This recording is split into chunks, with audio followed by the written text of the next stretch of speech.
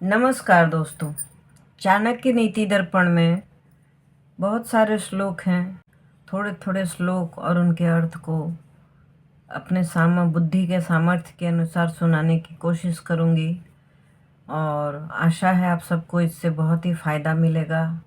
अपने जीवन में लागू करें और अपने बच्चों को भी सुनाएं और शेयर करें, और अच्छा लगे तो वीडियो को लाइक करें। नए हैं तो सब्सक्राइब कर लें, एक बेल बटन आता है उसे भी हिट कर लें, ताकि फिर जब मैं कोई वीडियो बनाऊं तो उसकी नोटिफिकेशन आपको तुरंत ही मिल जाए। और कमेंट करके बताएं या और कुछ सुनना चाहते हैं। बहुत सारे श्लोक हैं। अभी तो वाल्मीकि रामायण पढ़ी है, वाल्मीकि रामायण के थोड़े थोड़े श्लोक भी मैं बोलने का प्रयास करूंगी और उनके अर्थ बताऊंगी।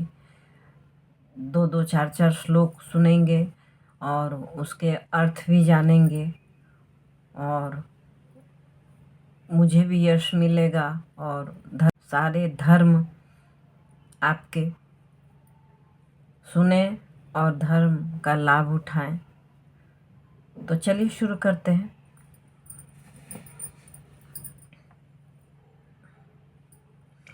माता यशस्विनी नष्टा, पिता च लंबक धर्मिका, भ्राता वैर प्रदीप्तश्च, भार्या छिन्न गृहारिणी। कि माता अपयश वाली हो, माता का अपयश होता हो और पिता अधर्मी हो, भाई वैरी हो और पत्नी संतोषप्रद नहीं हो, तो मनुष्य का जीवन सुखी नहीं हो सकता है। घर में सुख की कामना व्यर्थ है।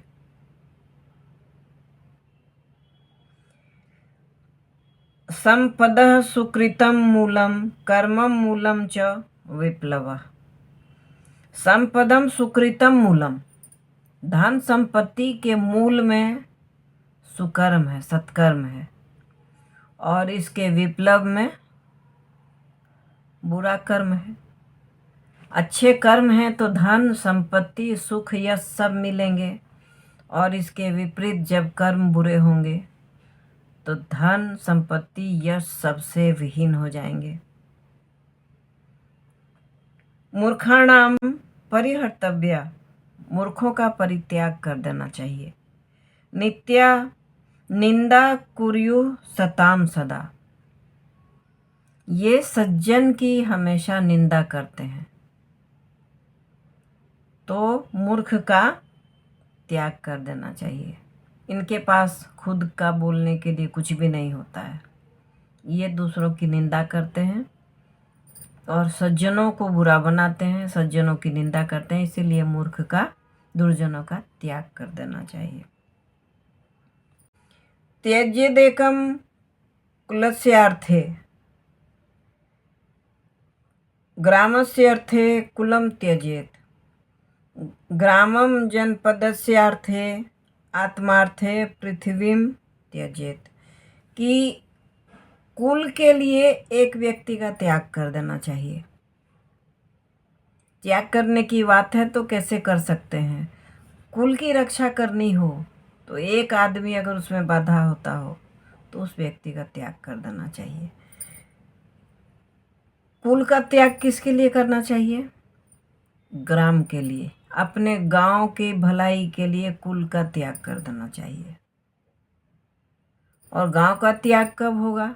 जनपद की भलाई अगर सामने आ रही हो और उसमें बाधा अपना गांव हो रहा हो, तो जनपद की भलाई के लिए गांव का त्याग कर देना चाहिए। और गांव का, जनपद की तो बात ही छोड़ दें, अपनी आत्मा के लिए पृथ्वी का भी त्याग कर देना चाहिए। कुल के लिए व्यक्ति का त्याग कर देना चाहिए, गांव के लिए कुल का त्याग कर देना चाहिए, जनपद के लिए गांव का त्याग कर देना चाहिए, और अपने लिए तो पृथ्वी का ही त्याग कर देना चाहिए। जिसकी भलाई हो और आपके पीछे जो है उससे अगर आपको बाधा पहुंचती हो तो उसका त्याग कर दें। अगर अपने आत्मा का विकास करना है और ये पृथ्वी, ये धन, ये परिवार, ये संबंध, ये मोह, ये माया अगर आपको बाधित करती है तो इस पृथ्वी का ही त्याग कर देना चाहिए। घर, कुल, नाता ये तो बहुत छोटी चीज़ है। पृथ्वी का भी त्याग करना पड़े तो अपनी आत्मा के लिए त्याग कर देना चाहिए। न विना दहनम दह्यते दुर्जना। जैसे बिना जलाए हुए मैल नहीं हटती है, उसी तरह से दुर्जन को जब तक शासन नहीं करते हैं, उसे प्रताड़ित नहीं करते हैं, तब तक उसकी दुर्जनता खत्म नहीं होती है। दुष्ट व्यक्ति बिना सजा के कभी सुधर नहीं सकता है। नदी विहीनम नगम शून्यम किम विद्या विहीनम शून्यम च मानवम। नदी के बिना शहर और विद्या के बिना मनुष्य बेकार है। बहुत बड़ा शहर है, अगर किनारे से नदी न बहती हो तो वो शहर बेकार है। बहुत धनवान और सुंदर रूपवान पुरुष हो, लेकिन उसके अंदर विद्या नहीं है, ज्ञान नहीं है, तो वह बेकार है। नास्ति विद्या समम चक्षु नास्ति सत्य समम तपः। विद्या के समान नेत्र नहीं, कोई भी आँख विद्या से बड़ी नहीं है। विद्या सब चीज दिखलाती है। नास्ति विद्या समम चक्षु नास्ति सत्य समम तपः। विद्या के समान नेत्र नहीं और सत्य के समान तप नहीं। असतो माँ सद्गमय तमसो माँ ज्योतिर्गमय मृत्योर्माँ अमृतम गमय। सत्य से असत्य की ओर, अंधकार से प्रकाश की ओर और मृत्यु से अमृत की ओर जाने का प्रयास करना चाहिए। अनभ्यासे विषम विद्या अजीर्णम भोजनम विषम। अनभ्यास से विषम विद्या, विद्या तो है लेकिन उसका अभ्यास नहीं है तो वह जहर के समान है।